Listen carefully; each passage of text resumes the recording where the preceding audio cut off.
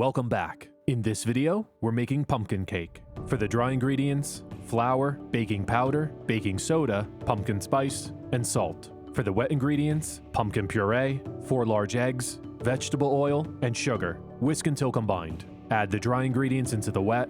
Whisk until no lumps remain. Pour the batter into a 9 by 13 inch baking pan, lined with parchment paper and greased with Pam. Bake at 350 degrees for 25 to 30 minutes. Next, the cream cheese frosting. We're doing 2 here. For the first one, into a stand mixer, cream cheese, and unsalted butter. Mix on medium speed for 2 to 3 minutes, or until smooth. Reduce to low, add in powdered sugar, mix until just combined. Pour in heavy cream, some white food coloring. This step is optional. One final mix. For the second, into a bowl, cream cheese, and sugar. Using a hand mixer, beat on medium speed for 30 to 60 seconds or until smooth.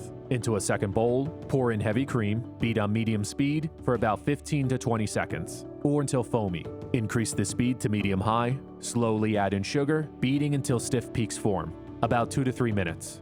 Fold the cream mixture into the cream cheese mixture.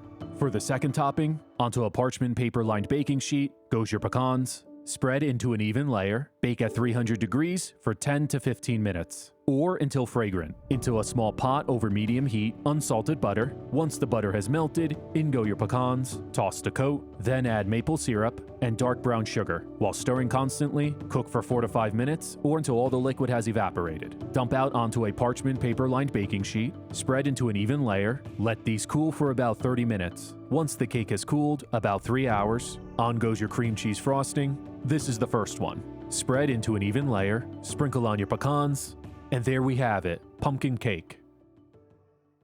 That's it for today, guys. Drop a like and a comment below, subscribe if you're new. I'll see you next time.